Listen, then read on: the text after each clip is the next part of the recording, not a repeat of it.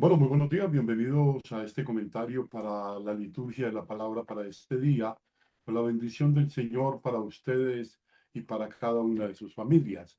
Continuamos este recorrido por el libro del Génesis y podríamos decir, como titulamos un poco la homilía de hoy, Dios escribe derecho en renglones torcidos, y estos caminos de Dios son extrañísimos porque muchas veces no estamos en grado de entender los modos como Dios, incluso a través de acciones que en su momento son consideradas totalmente contrarias, Dios las ajusta también para ir cumpliendo, para ir realizando su proyecto de vida. Creo que eso nos pasa en en muchos momentos de la existencia. Entremos entonces a este comentario. Hemos pasado al siguiente capítulo de la historia, los hijos de Isaac. Hemos visto a Abraham, ahora vemos Isaac, que de hecho dejamos de lado un poco el capítulo hermoso del sacrificio de Isaac, y lo hacemos con una escena bastante curiosa y para nada, absolutamente para nada edificante, de trampas e intrigas dentro de la familia. Que nos demos un poco la enfermedad del corazón, ¿no? Las preferencias, entrando aquí ya de una vez en tema, las preferencias de Rebeca por Jacob y el engaño que ambos preparan al anciano Isaac. ¿De qué manera? Pues aprovechándose de su ceguera y de su debilidad por la buena comida. Por ahí se aprovechan las cosas, por los sentidos, ¿no? Se le arrebatan así a Esaú con la bendición paterna que recae en Jacob los derechos que tenía como primogénito. Entonces el primogénito era Esaú, pero a través de un engaño y montado sobre la debilidad de Jacob, que además de ciego tenía debilidad por la comida, le quitaron la primogenitura a Esaú. El autor del libro, ¿cuál es su interés? No, le interesa subrayar sobre todo que a pesar de eso, Dios sigue guiando la historia de su pueblo. Una vez más, en la línea de la promesa mesiánica, aparecen como protagonistas no los más fuertes como Esaú. Esaú era fuerte, cazador, sino los débiles como Jacob. El Salmo alude explícitamente a la preferencia de Dios por Jacob, llamado también Israel. Alabado el Señor porque es bueno, porque se escogió a Jacob, a Israel en posesión suya. Por eso se hará clásico llamar a Dios el Dios de Abraham, el Dios de Isaac, el Dios de Jacob, o sea, la familia de la que nacerá a su tiempo el Mesías Jesús de Nazaret.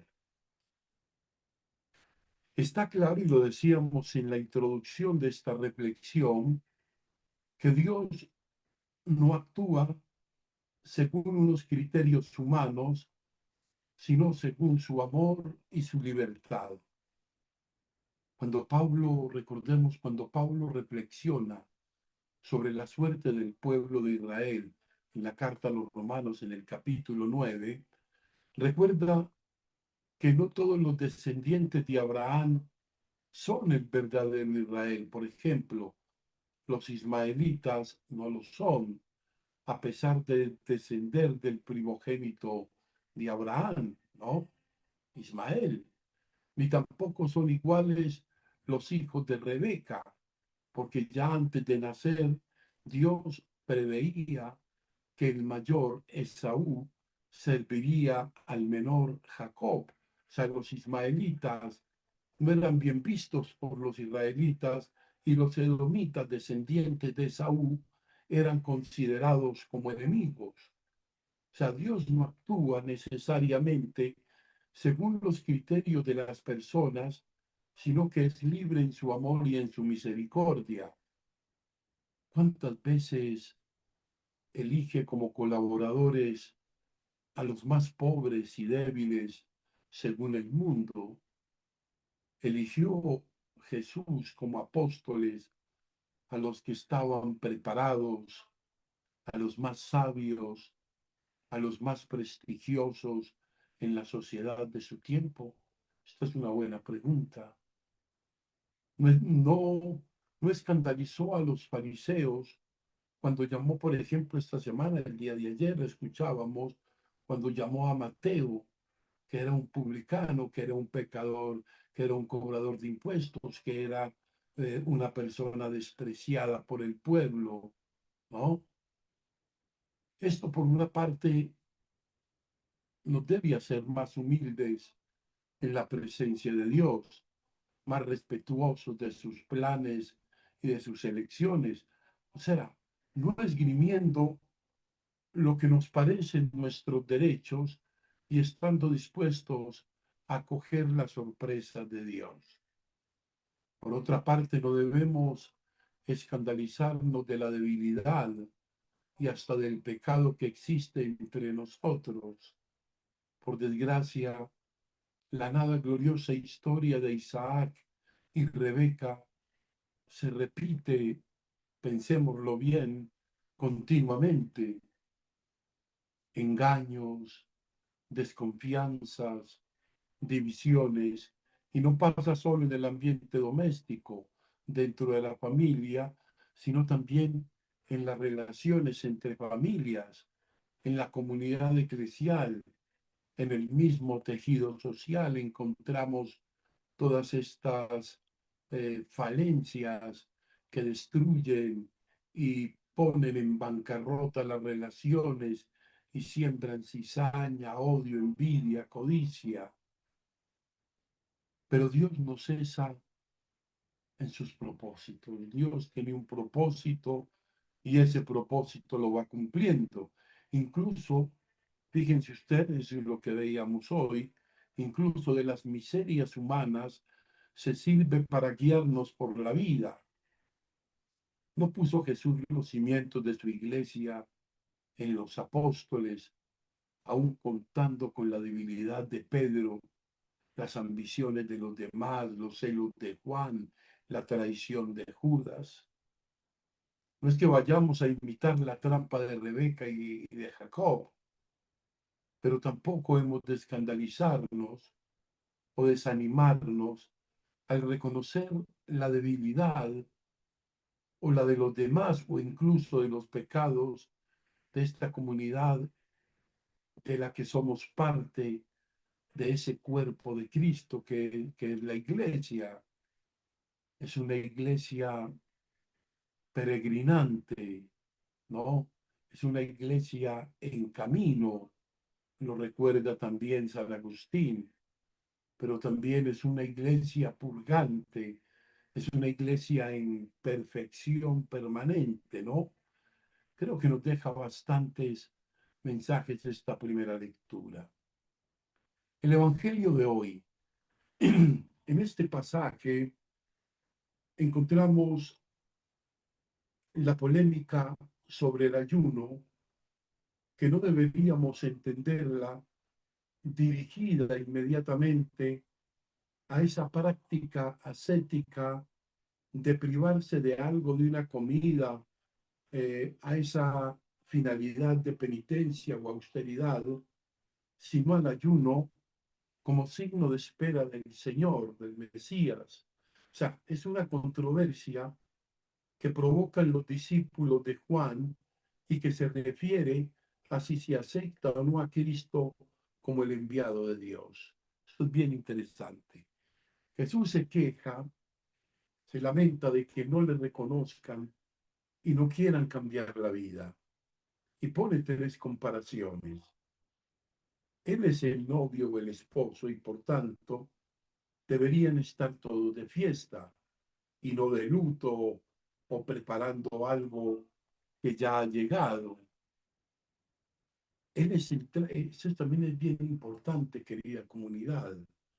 Él es el traje nuevo que no admite parches de tela vieja.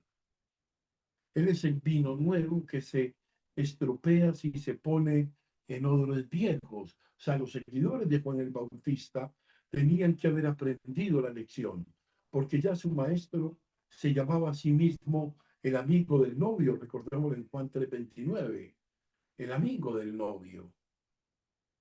El ayuno sigue teniendo sentido para la vida cristiana y vaya si lo tiene. Claro que lo tiene. Es válido, es útil, es beneficioso, nos ayuda a depurar muchas cosas. Es un buen medio de expresar nuestra humildad y nuestra conversión a los valores esenciales por encima de los que propone nuestra sociedad de consumo. Los judíos piadosos ayunaban 2 días a la semana, lunes y jueves. Los seguidores de Juan también. El mismo Jesús ayunó en el desierto y los cristianos siguen haciéndolo en la cuaresma, preparando la Pascua o también en iniciativas personales, en su proceso de conversión personal de vida, lo podemos hacer. Eso sin entrar en detrimento obviamente de nuestra salud. Pero no es esto lo que aquí discute Jesús. Lo que él enseña es la actitud propia de quienes han decidido seguirle a él. Llámese consagrados, llámese laicos, ¿no? La fiesta y la novedad radical. Jesús quiere que ese encuentro con él es una fiesta, es la alegría de tener a él la palabra eterna del Padre, el pan vivo bajado del cielo en medio de nosotros. Ya en el sermón de la montaña, recuerden que nos decía que cuando ayunemos, que lo hagamos con una cara alegre, sin pregonar a todos un esfuerzo ascético de que la estamos pasando mal. Hoy se compara a sí mismo con el novio, el esposo. O sea, los amigos del esposo están de fiesta. O sea, los cristianos no debemos, en la enseñanza evangélica de hoy, vivir tristes, con miedo, como obligados, sino con una actitud interna de alegría festiva, actitud interna alegre, festiva. El cristianismo es sobre todo una fiesta porque se basa en el amor de Dios, en la salvación que nos ofrece el Señor. En su momento Israel no supo hacer fiesta. Nosotros deberíamos ser de los que sí han reconocido a Jesús como el esposo que nos invita a la fiesta, por ejemplo, a la mesa eucarística en la que nos comunica su vida y su gracia. Por eso mismo la vida en Cristo es vida de novedad. Creer en Él y seguirle no significa cambiar unos pequeños detalles, poner unos remiendos nuevos en un traje viejo, ocultando sus rostros o guardando vino nuevo, el vino nuevo de la fe, en unos pellejos en los que guardábamos el vino viejo de nuestras propias fragilidades y pecados. Lo nuevo es incompatible con lo viejo, nos viene a decir Jesús, seguirles, cambiar el vestido entero. Es, yo diría otra cosa que se me conecta en este momento, es vestirnos de Él. Él es el vestido nuevo, Él es la alegría nueva, Él es el vino, la alegría nueva del corazón, Él es el alimento que sacia nuestra sed de infinito, nuestra finitud, nuestro estar aquí. Más aún, deberíamos cambiar de mentalidad, asumiendo esto como nuestro vestido interior, ¿no? Es tener un corazón nuevo. Fíjense ustedes lo que le costó a Pedro y a los demás apóstoles cambiar la mentalidad religiosa y social que tenían de conocer a Cristo. Seguir a Cristo debe tocar, debe afectar toda nuestra vida, no solo nuestras oraciones piadosas, nuestras prácticas cultuales, debe afectar también nuestra vida en lo concreto, en lo actitudinal del día a día. Tendremos siempre fallos, está claro, pero también está claro que tenemos que, vestidos de Él, lucir, dejar salir la hermosura, la belleza, la bondad del Señor. Gloria al Padre, gloria al Hijo y gloria al Espíritu Santo. Amén.